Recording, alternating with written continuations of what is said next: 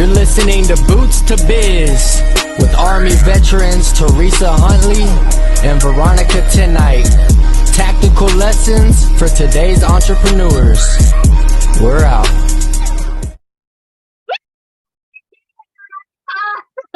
Yes.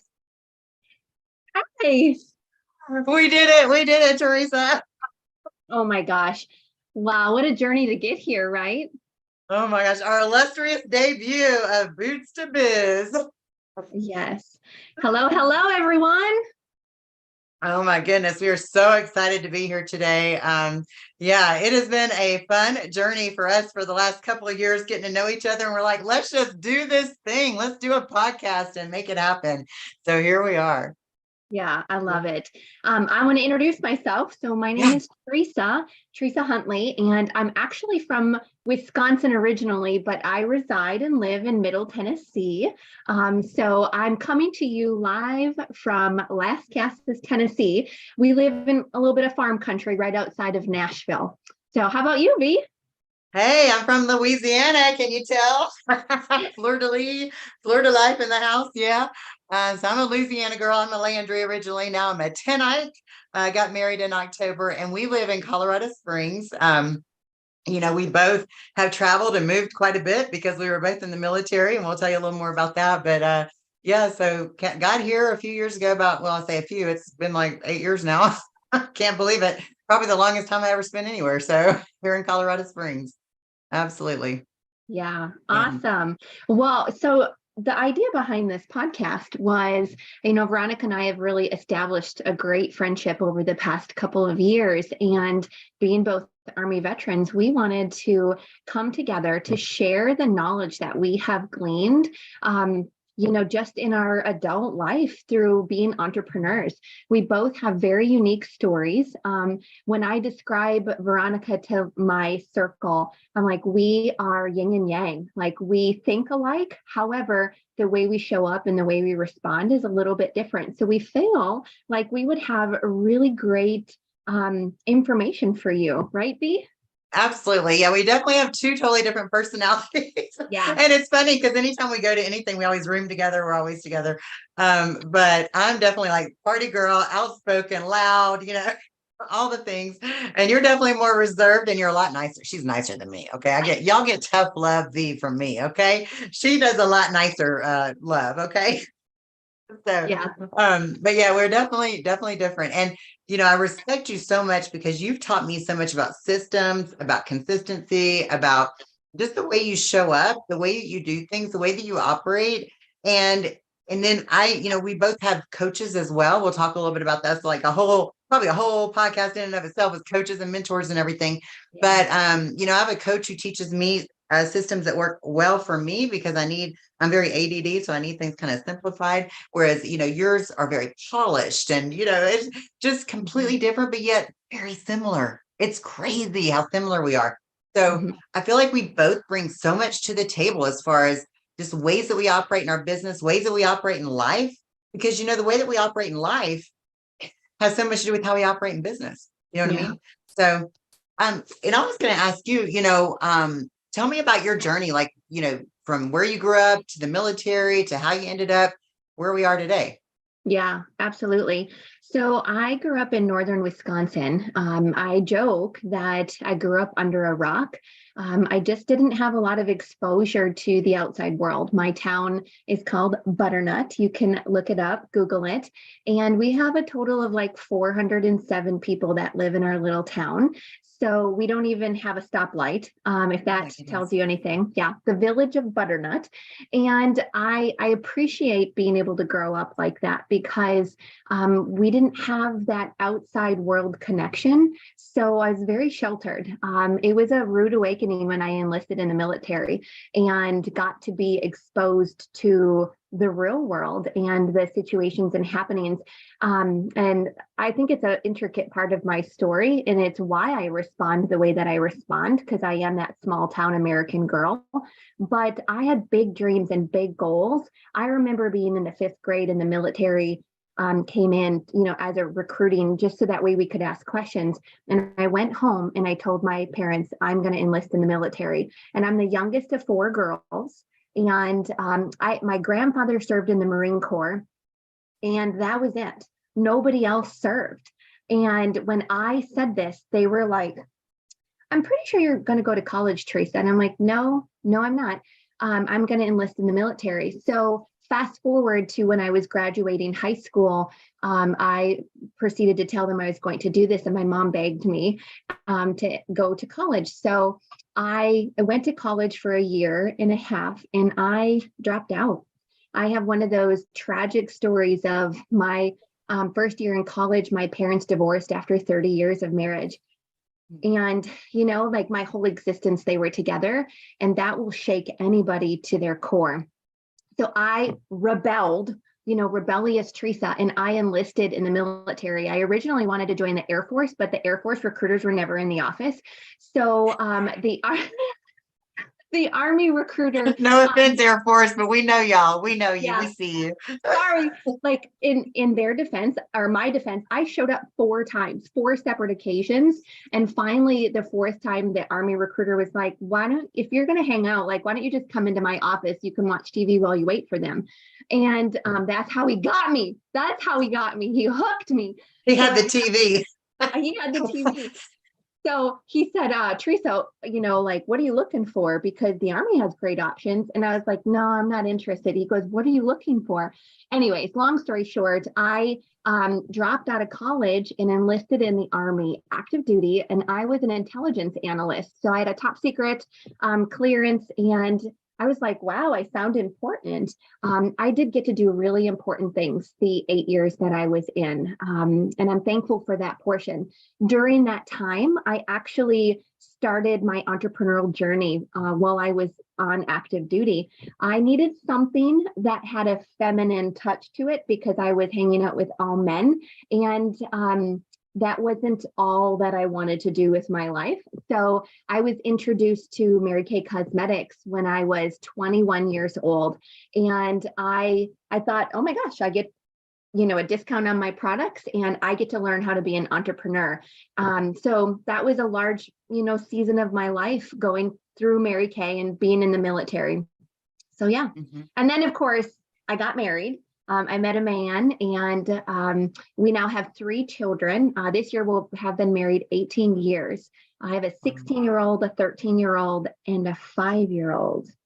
So maybe we'll share more about that. She's our quote unquote retirement baby, because when Raymond retired, we felt that we were not done. So, and that's my story.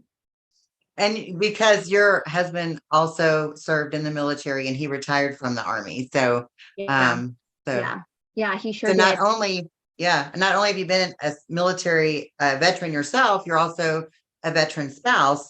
So you understand both roles as well. Yeah. I mean, and the challenging roles, and for those of you, our listeners that, that we're in the military, are in the military, or our military spouses, it's such an incredible hat to wear, that you hold a lot of unique responsibilities that others don't have, people in the civilian community. So I feel like you'll relate to Veronica and I tremendously, because we've lived that life and that lifestyle, and we understand. We know what it's like to raise kids all alone, to go through deployments, to, have to career hop, because you're only at a specific duty station for a couple of years. And when they find out you're in the military, they're not supposed to, right? They're not supposed to prejudge, but they do. So you're not going to be the one that gets promoted in a lot of instances, because they know you're not going to be sticking around. So it's very challenging. So yes, definitely have that part of my story as well. Yeah, absolutely. And I felt that too. So our stories are definitely different. Even though we go in a similar route, completely different. So so when I was in high school, this super hot recruiter showed up. And I was like, you mean I could go hang out with guys like that? And I could join. So I joined the National Guard, because I believe he was either a reserve or National Guard recruiter. I can't remember. And so I joined the National Guard, really just to pay for my college, and to hang out with really cute guys. I mean, like literally, that's where my head was. Okay. And I was not the most popular girl in high school. I was not like, I was the trainer on the football team. Okay. I was not a cheerleader. I was, I didn't do any of that. So I was the trainer for the football team, which got me like really zero guy attention because it was more like I was their little sister if they just shove around when they didn't want the water girl in there, because that's kind of what they thought I was the water girl. I'm like, I'm not the water girl. I can take care of those ankles too, and I can those ankles anyway. But and so I'm just learning all sorts of things I didn't know. Oh yeah, girl, yeah, girl. Now my friend Linda went on and did it like she has her PhD and all that stuff, and she did great. But I just kind of did it just to learn some things. But I was kind of interested in the medical world. Both of my grandparents have been, my grandfather was an Army doctor. My grandmother was an Army nurse. They met in World War II, kind of a fun love story. Had to go away real quick for a weekend and get married so that they could still so they could have their relationship, one of those things, because she was his ward nurse. Really? I know, scandalous. Yeah. But anyway, so it's pretty cool. Yeah. And then my mother's father also served, and then her brother served. He's a retired colonel, medical doctor as well. So my grandfather was a doctor. My grandmother was a nurse, so all this medical going on. So like I was supposed to be a trauma surgeon. Okay. But then I joined the National Guard, become a combat medic. And then Desert Storm kicked off, like right as I got out of basic training and all that. Wow. Desert Storm kicks off. Right. And I'm like, well, I want to go. I want to go with my unit. I want to deploy. And they're like, no, you're not trained yet. And I said, look, I'll guard the weapons. I mean, I don't need to be trained. They're like, no, Veronica. And I said, okay, then can you just send me to school so I can get trained so I can go? And they're like, okay, fine. So they sent me on to AIT, which is your training for the medics, right. And then when I got finished with that, I went back and I was like, I don't want to be in the National Guard anymore. I want to go active duty. So I went active duty, went to Korea. All I did was drink soju and party, and ended up, ended up meeting my first husband. I always say the man that you're not supposed to marry is the man that you meet while you're dancing on a table in Korea singing Paradise by the Dashboard Light. Okay. So anyway, moving on. Married him anyway, pregnant, married, all the things, and had 3 kids. And it ended up just being a really horrible situation for me. I mean, I went through a lot of domestic violence, really bad situation. I can joke about it now, but man, those were some hard days. And my kids went through so much, and if I could ever change anything, is that I wouldn't have stayed. You know what I mean?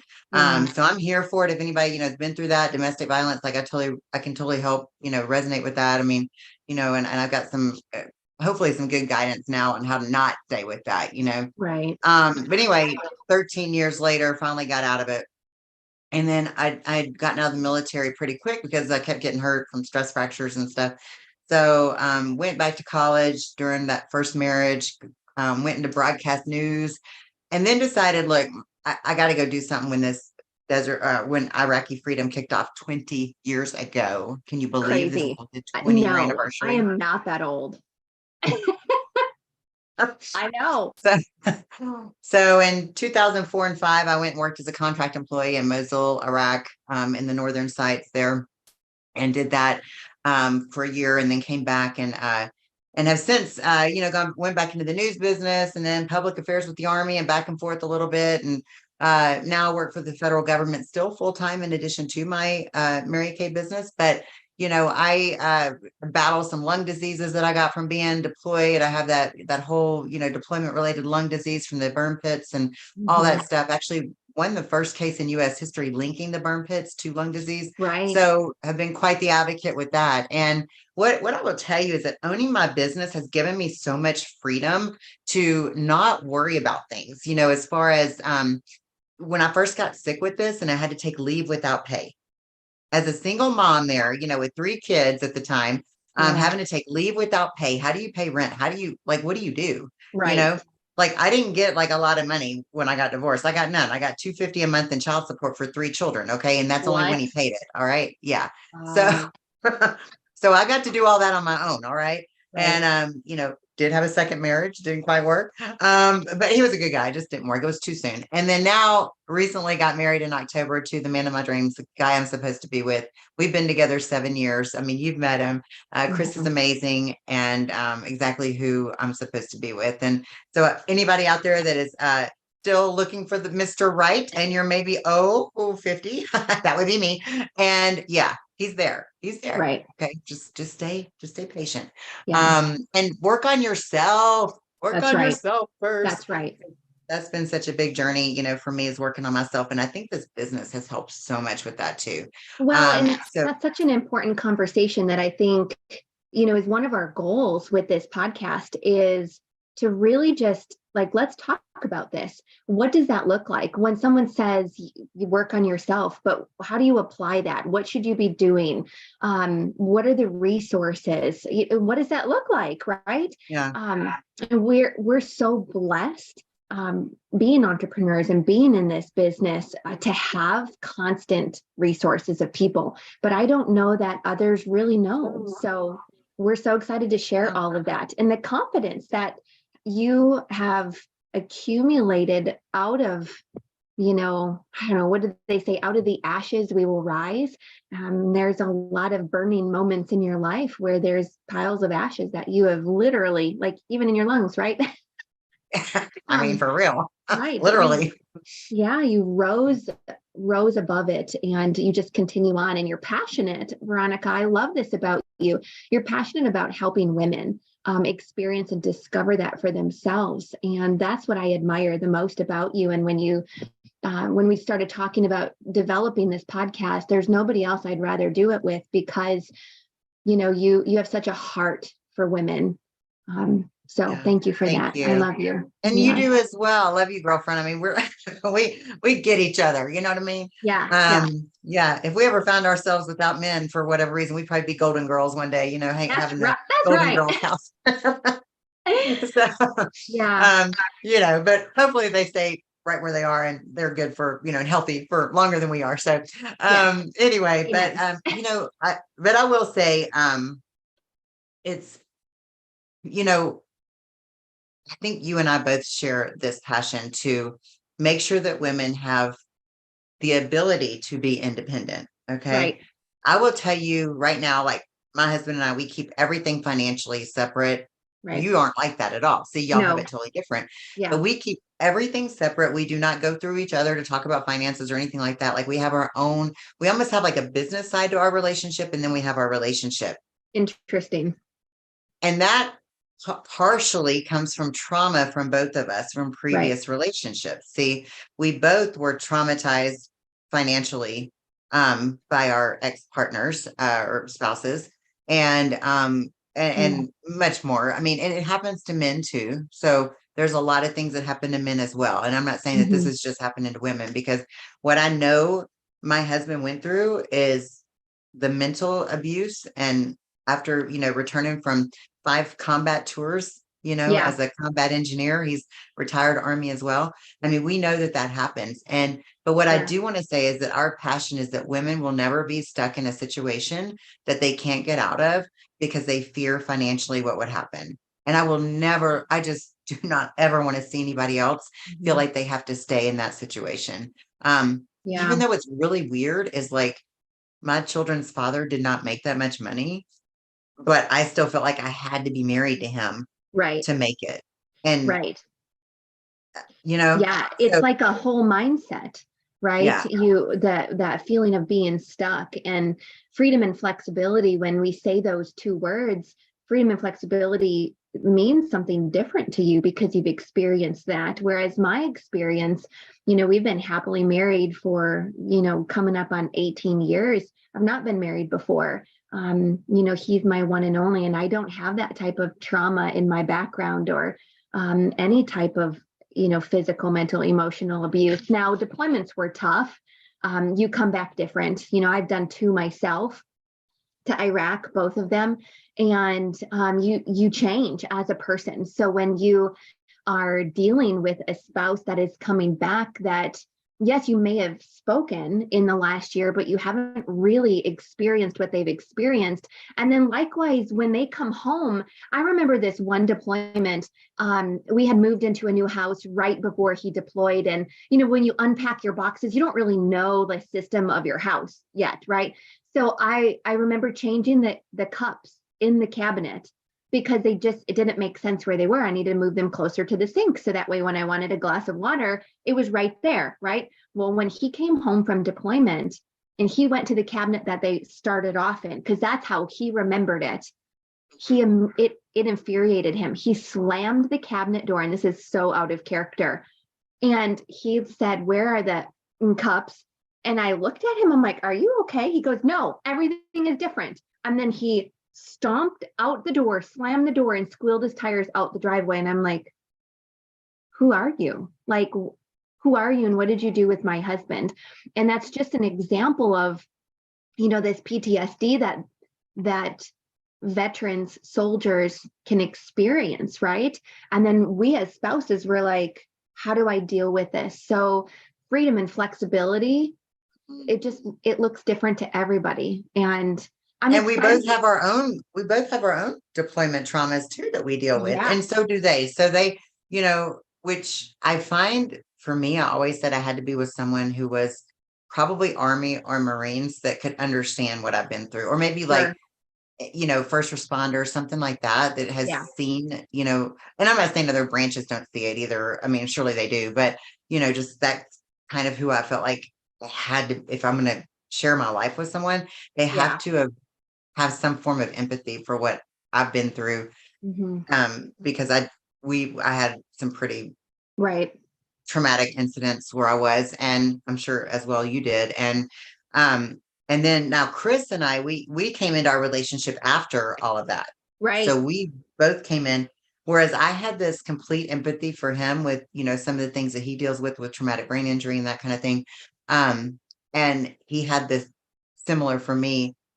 And we've done some modifications even in our home, even down to, I remember when we first got the house together, and I don't know, like the little drawer pulls, and they make that dinging noise, to him that had a ricochet sound, and it just startled him a little bit. So I took these little little circular felt pads, that stickers, and just stuck underneath there, so that when the little door, what's it called, drawer, the handle thing, yeah, it would hit the felt pad instead, and so he wouldn't hear it. And so little things like that you can do for each other. Just think outside the box, just like we do in our business. We think outside the box to be different, to market our business, to be attractive to whoever we want to attract into our business. And, you can do the same thing and use those same skills in your home. That's what I love about what we do, especially with our business. We're all about learning how to work with people, how to build relationships. And then we can even take that into our personal relationships and make them so much better. Oh, definitely. I could not agree more. The abundance mindset that we develop also through business. I know I wasn't raised in an abundance mindset type home. Like, you get what you get and you don't throw a fit. Like that's how I was raised on, what did you say? Borrow from Peter to pay Paul. Have you heard that saying? Yeah. Right. So to get out of that right out of high school, it was very important because I just seen this vision of what my life could become. And now at 40 years old, my husband and I have 26 streams of income, and it's part of my unique value proposition. I'm passionate about helping women and men figure out how to create those multiple streams of income for their family. Because if you are in a world where you think one job is enough, it is not. Let me rephrase this. One stream of income is enough. It's not. That's a very, in my opinion, and I may be bold in saying this, but that's a very poverty mentality when there's so many different things out there in this world of abundance that you can try your hand in. That's and it's only smart, Theresa. It's only smart, and I'm living proof of that because when I ended up in the ICU with my lungs collapsing, when this whole thing first started, I went on leave without pay because I only had one stream of income, and how I had to borrow money to pay my rent. Right. Okay. That's embarrassing. Yeah. That is embarrassing. Let's talk about this because I think this will be a really great value added point for people in terms of multiple streams of income. So like, explain to them what you mean by this, because I know what you mean because we've had this conversation, but what do you mean you went on leave without pay? Don't you work for Yeah. the government? Yeah, I worked for the government, but I didn't have any leave saved up because I was still new in that job. So even though I'd worked for the government before and you bring in all that time, you still don't build up leave any faster. I mean, you get more days per pay period, but I didn't have enough pay periods to really have any leave. You know what I mean? So, I mean, think about most people that work at a job, you don't get vacation till you've Right. been there a full year. Right.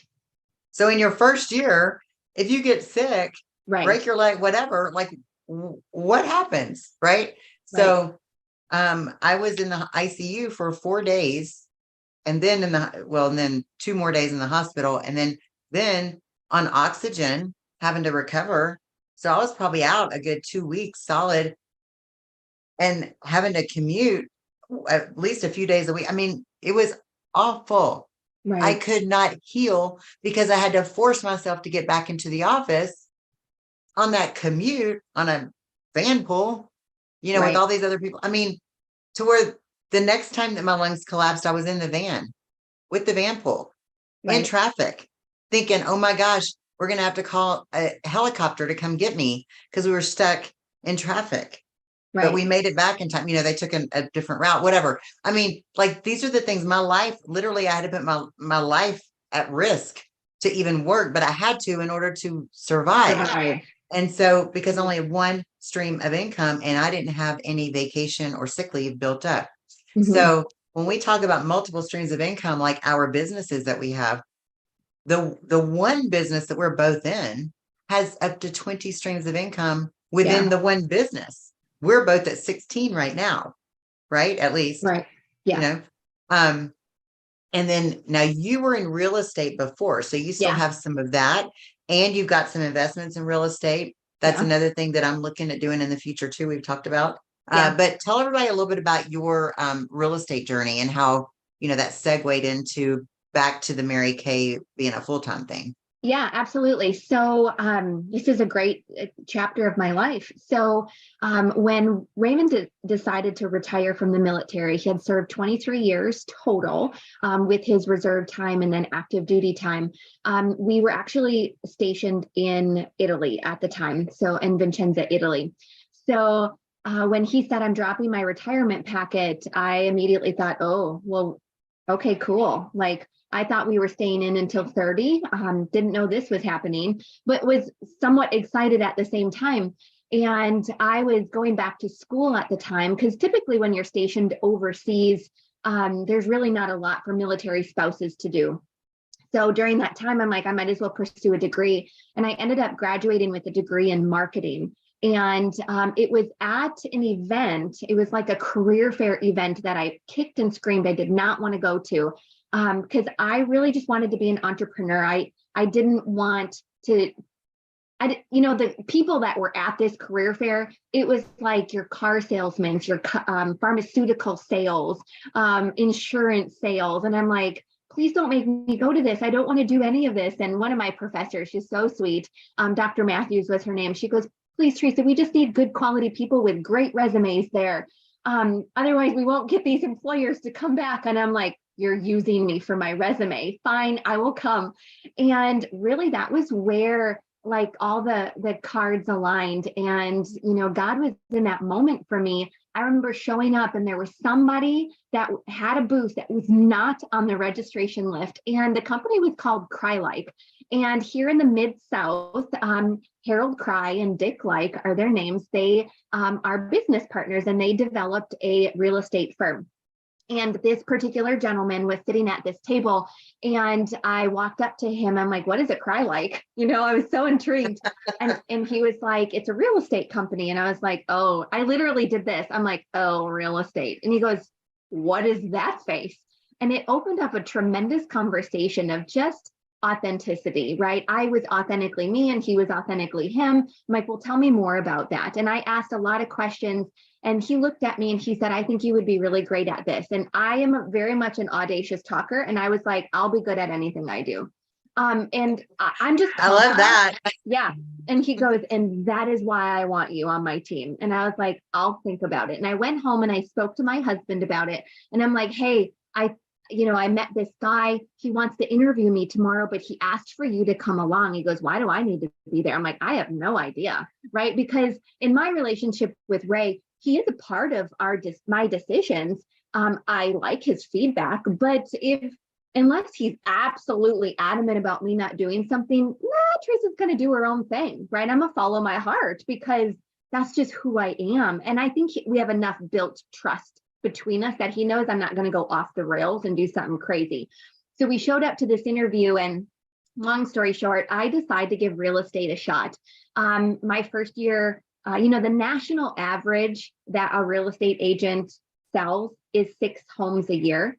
My first year, in the first 9 months, because I started the end of March, I sold 12, then 19, then 26, then 36, then 48. And it's really just continued to build and climb. And being an entrepreneur in the housing market is very interesting. I'll tell more about it on other podcasts, but I learned my way through asking questions and really establishing connections and building trust with people.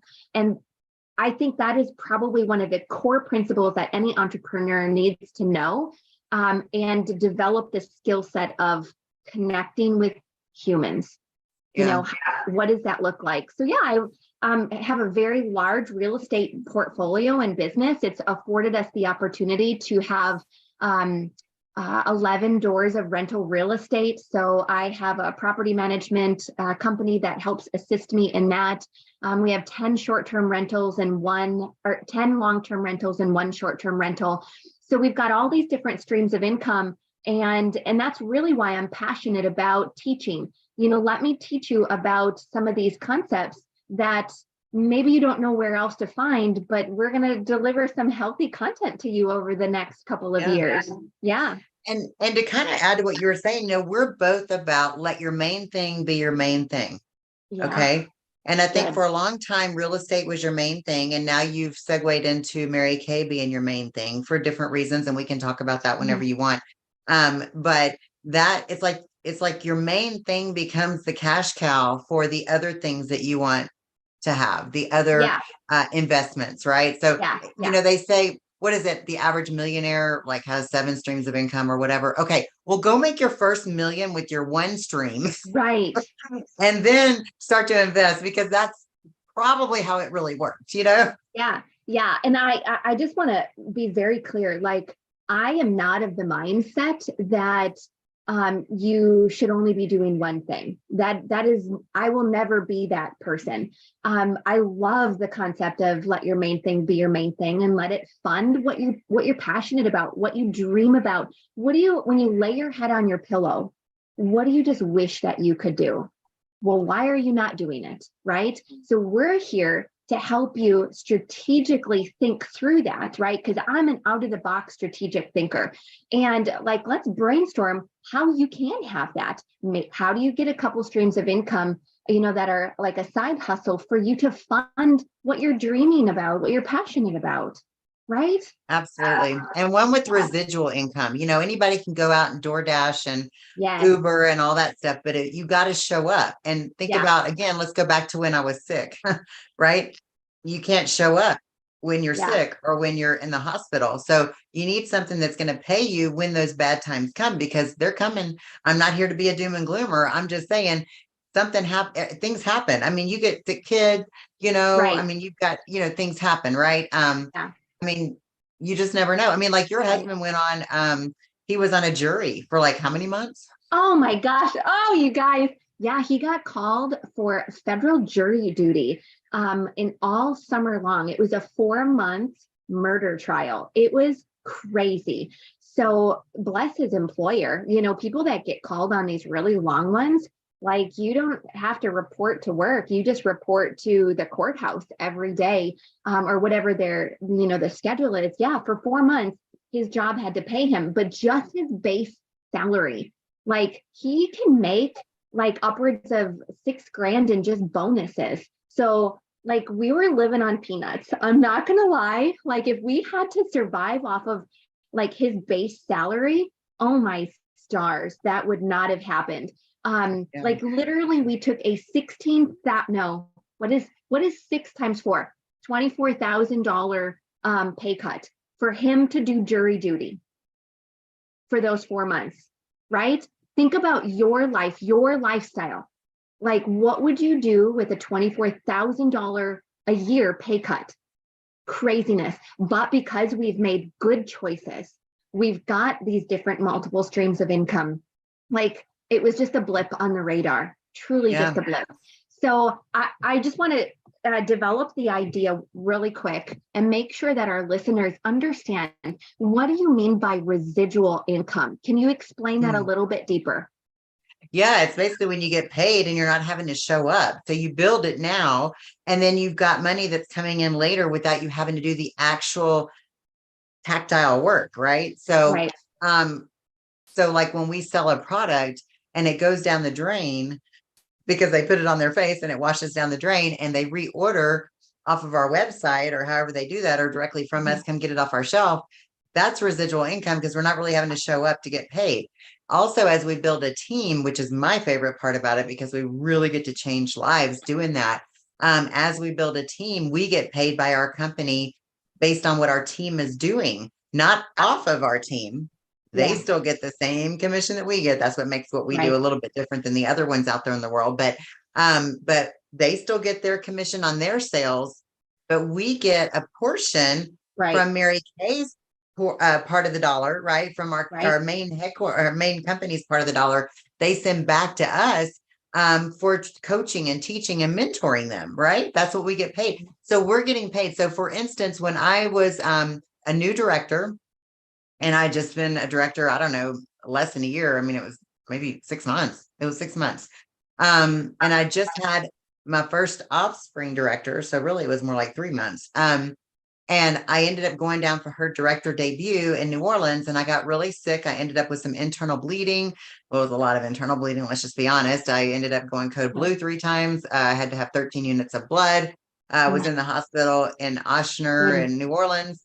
And I didn't have to worry about the possibility of going on leave without pay at my regular job, at my job with the government, because I knew I had my Mary Kay residual income because I was a new director, and I built this when it was good, and all of that going on. And so I didn't have to worry about that. And then luckily I didn't either have to go on leave without pay. They found a way to make it work for advanced sick leave, but not everybody has that option. So the cool thing is, because I'd worked hard when I did, and I built a strong team and even had offspring directors in the making and moving, right? It was seamless. In fact, it was probably one of my best months ever. It was crazy. And because we have a very unique sisterhood in what we do. Theresa, thank you so much. You were a brand new director too. Well, you were a little bit older than I was. but you jumped in and helped take care of my people, and so did our other Mary Kay friends and sister directors who never get paid a penny. Like Theresa and I work together, but we don't get paid for what we do for each other. We just do this together because we love each other. We like taking care of each other's, teams and helping out and collaboration. It's all about collaboration, no matter what business you're in. I collaborate with women in business all the time, whether they're in my company or not. So anyway. But, that's just how it works with what we do. And that way, when the bad times do come and you have to be down, maybe you have a death in the family, or maybe, you want to go take a nice vacation, go turn off your phone, and go. Yeah. I will say the residual money aspect of Mary Kay, it excites me. It keeps me up at night because the sky is the limit. Like, our number one person just retired, not this past January, but the January before. So it's been just over a year. And she was the highest paid person in Mary Kay. And she was making upwards of $200,000 a month. And I mean, that may sound like a large number to you. That may not sound like a large number. Veronica and I are going to blow that out of the water. Like, our goal is for that to be the norm, right? To make $200,000 a month. Like, why not? But a lot of people look at direct selling or the direct selling industry as, maybe less than, or why would I want to do that? Or I'm not the sales type, or they've got all of these different objections that they've told themselves in their head. But you cannot deny that the residual aspect of the income that we earn is pretty spot on. It's so beneficial. Last March, we were finishing our pink Cadillac, and we had already planned a trip to the beach, to Florida. And I earned a pink Cadillac at the beach in Florida. Why? Because I have my own business, because I'm an entrepreneur, and I can literally work it anywhere in the US. And if I choose to go globally, I can do that too. So that was, my paycheck that month was over $15,000, and that's not counting the sales. I sold over 13,000 that month, right? I mean, it's Crazy. just, it is crazy. So when we say What you can residual do, income, what you can do when you're focused, and you can have it all, maybe Yes. not all at the same time as you're Yeah. getting started, but you put in the dues, Theresa, to be Yeah. able to take that vacation and still wrap up a Cadillac and still sell $13,000 in a month and still have your largest check ever. I mean, you are the one who set that up by working hard before. You Right. earned that. Right. You earned that. And that's what we do. That's what we do. That's what we I'm do. going on a cruise next month at the end of the month. Like, everybody in sales knows that's like the dumbest time to go on a trip, but I got to get it done because it's got to be timed out for some other things that are happening. And it's one of those that got postponed during COVID and all that stuff. Right. So, so it's finally, we just got to do it before we lose the money. And me and my friend Cora are going to go. And then, my husband returns back. He works a lot, different places around the world. And so he'll be back in June. Right. So we got to make sure that I got, all these things off the plate. So he is my only focus when he's home, for the time that he's home. Exciting. I love it. But oh my gosh. Well, I think we covered a lot of ground for our first show. What do you think? I know. I feel like they know us a little bit better, and they know what we're all about. And I'm excited. This is Absolutely. Really and great. Hey, if anybody has like specific questions that you want to ask, I mean, from the military background, from the military spouse perspective, from the business owner perspective, from the multiple streams of income perspective, to the what are good investments, what are good systems, I mean, any of that stuff, that's what we're going to be dropping these knowledge bombs as we're going. I mean, that's what we're here to do. So we're here to share information. We're sharing it for free because we just believe in doing that. We want to help people. We want to empower women and other business owners. I mean, men and women. I mean, I think that I think we've both really taken a nice dive into our feminine energy. However, we both have a lot of masculine energy with how we run our businesses. So we know when to turn that off, especially when we want our men around, right? Because we don't want to repel them. And that's even another thing that we can talk about one day, the difference between masculine energy and feminine energy, and how to flow between the two. I can tell you, I lived in masculine energy for most of my adulthood because of being a single parent, and it repelled a lot of people, right? And a lot of men, especially. So it didn't lend to good relationships. But all of that stuff, is all of those things in life that we've developed, like down to our core values. Right. And we're going to talk about that, like what makes a daily win. I mean, there's so much more about us that makes us winners daily, right? Yeah. And we're gonna launch into all that. Gosh, I wish we could do it all in one day, but we can't. So here we go. I love it. Well, thank y'all for listening, and I'm looking forward to our next one. Absolutely. This is Boots2Biz, your tactical lessons for today's entrepreneurs. And we will see you next week, same time, same place. And we have our podcast as well. So if you want to just listen while you're driving, we have our podcast, also Boots2Biz, and we'll have that website out for everybody to see here on the YouTube channel. So see y'all soon. Thank you. All right. Bye. All righty. Bye.